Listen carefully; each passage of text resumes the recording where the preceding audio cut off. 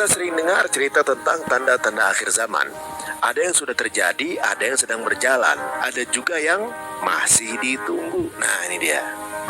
Tapi ada satu tanda yang jarang banget dibahas, padahal diam-diam jadi obsesi besar bangsa Yahudi.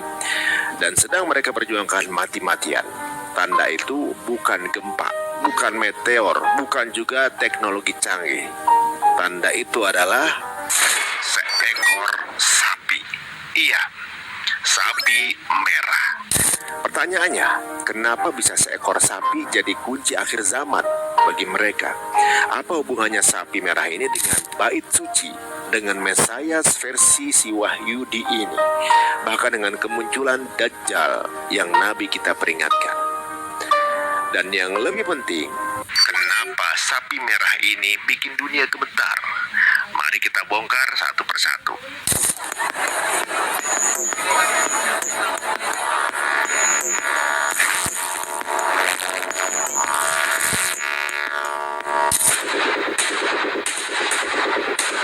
Teman-teman, dalam kitab Taurat, khususnya di Bilangan pasal 19, ada hukum tentang seekor sapi betina merah, mirip seperti Al-Baqarah sapi betina. Seekor sapi betina merah tanpa cacat sedikit pun yang belum pernah dipakai untuk bekerja. Sapi ini harus disembelih, lalu abunya dipakai untuk ritual penyucian. Dalam keyakinan Wahyudi, hanya dengan abu sapi merah inilah bait suci bisa disucikan. Dan hanya setelah itu Mesias mereka bisa datang. Artinya jelas, bagi Wahyudi, tanpa sapi merah tidak ada penyucian. Tanpa penyucian tidak ada bait suci. Dan tanpa bait suci tidak ada Mesias. Mesias mereka tidak akan pernah muncul. Jadi sapi merah bukan sekedar hewan. Ia adalah kunci sebuah agenda besar yang mereka percayai. Agenda ribuan tahun yang mereka yakini akan menjadi perubahan dunia. Kalau kita tarik ke sejarah, bait suci pertama dibangun oleh Nabi Sulaiman alaihissalam bagi mereka. Lalu dihancurkan oleh Babilonia. Bait suci kedua sempat berdiri, tapi akhirnya dihancurkan lagi oleh Romawi. Sejak saat itu, bangsa Wahyudi selalu bermimpi membangun bait suci ketiga. Mereka terus meratap untuk dibangunnya bait suci ketiga itu sampai ada tembok namanya tembok ratapan di sebelah tembok sisa bait suci kedua yang tersisa. Nah, masalahnya lokasi bait suci ini menurut mereka ada tepat di tempat Masjid Al-Aqsa dan juga Dome of the Rock berdiri sekarang atau Baitul Sakra. Artinya kalau mereka ingin bangun bait suci ketiga, maka salah satu simbol Islam ini dan juga terbesar di dunia ini mereka harus hancurkan atau minimal mereka kuasai dulu.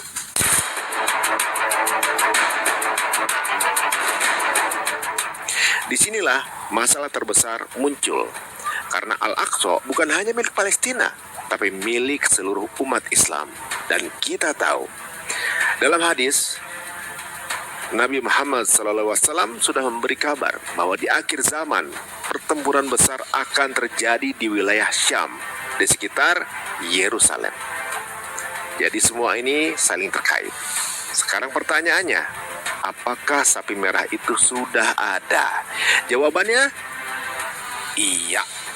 Beberapa kali Israel mengklaim telah menemukan sapi merah. Tahun 1997, mereka mengumumkan seekor sapi merah telah lahir. Tapi belakangan ketahuan ada cacatnya. Tahun 2018, kelompok Wahyudi bernama Temple Institute, sebuah organisasi yang memang fokus untuk mempersiapkan pembangunan bait suci, mengumumkan berhasil membiakkan sapi merah di Amerika.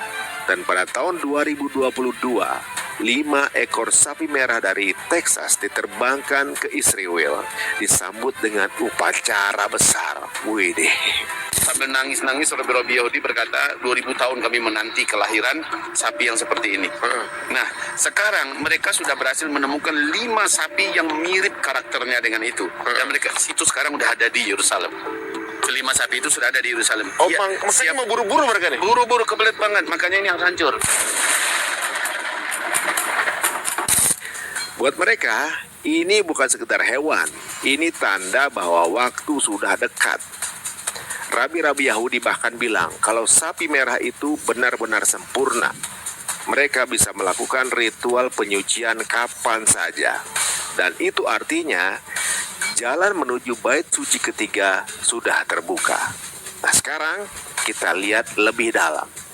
Temple Institute sudah lama menyiapkan semua perlengkapan bait suci.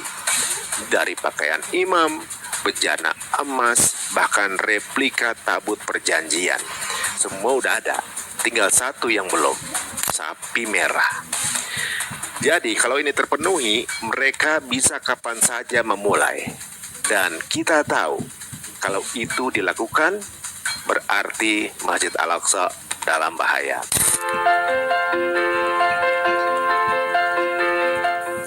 Nah teman-teman, disinilah kaitannya dengan akhir zaman. Dalam Islam, kita percaya bahwa menjelang kiamat yang akan muncul Imam Mahdi.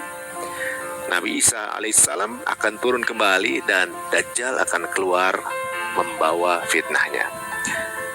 Banyak ulama yang meyakini bahwa proyek pembangunan bait suci ketiga adalah bagian dari jalan untuk menyambut Dajjal. Karena Mesias yang mereka tunggu bisa jadi adalah Dajjal itu sendiri. Jadi apa yang mereka anggap sebagai harapan bagi kita justru peringatan. Apa yang mereka anggap sebagai Mesias bisa jadi adalah fitnah terbesar yang Nabi Muhammad SAW sudah kabarkan. Lalu kita lihat ke situasi hari ini. Kenapa Israel makin brutal di Gaza? Kenapa mereka terus menekan Palestina? Kenapa Al-Aqsa tidak pernah lepas dari gangguan? Semua ini tidak lepas dari agenda besar membangun bait suci. Mereka butuh Yerusalem sepenuhnya di bawah kendali mereka. Mereka butuh area Al-Aqsa bersih supaya bisa diganti dengan bait suci dan sapi merah. Hanyalah potongan puzzle yang melengkapi rencana itu. Teman-teman, coba kita renungkan. Kalau Yahudi bisa begitu gigih memperjuangkan nubuah mereka, bahkan sampai beternak sapi di Amerika, mengirim ke Israel, menyiapkan perlengkapan bait suci dan juga puluhan tahun lamanya. Kenapa kita sebagai umat Islam yang dititipi Aqsa sering lengah dengan nubuah Nabi kita sendiri? Nabi Muhammad SAW mengingatkan kita jelas tentang fitnah akhir zaman, tentang bahaya Dajjal, tentang pentingnya menjaga iman, tentang anjuran untuk mengunjungi Masjid Al-Aqsa bersama 2 masjid lainnya. Tapi seringkali kita lebih sibuk dengan urusan dunia. Sapi merah ini sebenarnya adalah alarm bahwa senario akhir zaman sedang berjalan, bahwa rencana besar itu bukan teori konspirasi belaka. Ia nyata, sedang berlangsung, dan dunia sedang digiring ke arah itu.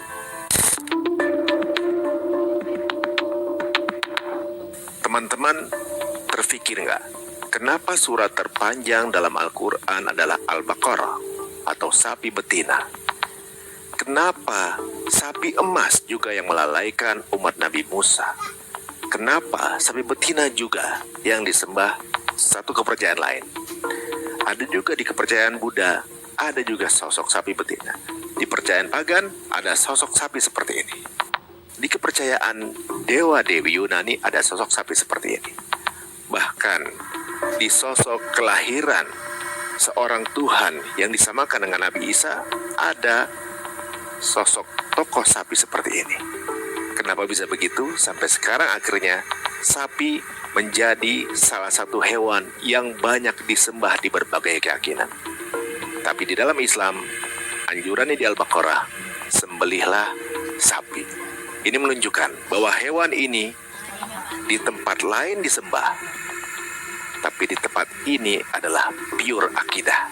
Ini menunjukkan bahwa tidak ada ciptaan yang bisa dianggap sebagai Tuhan, hanya Allah Subhanahu wa Ta'ala. Dan guys, ada info bahwa sapi ini akan mulai disembelih di akhir 2023. Bahkan tempat penyembelihannya ada di YouTube kita kemarin ketika kita ke Al-Aqsa, tempatnya sudah dipersiapkan. Nah, di sini sapi merahnya disembelih. Ini perencanaan mereka. Lihat tempat mengalirnya darah diarahkan ke Masjidil Aqsa. Oke ya. Belum lah, sapinya ada di sini semua. 5 ekor. Ya, harga satu sapi itu lebih dari 1 triliun. Dan apa yang dilakukan oleh para pejuang Palestina? Mereka lebih dulu menggagalkan upaya tersebut dengan kemudian melakukan penyerangan di bulan Oktober.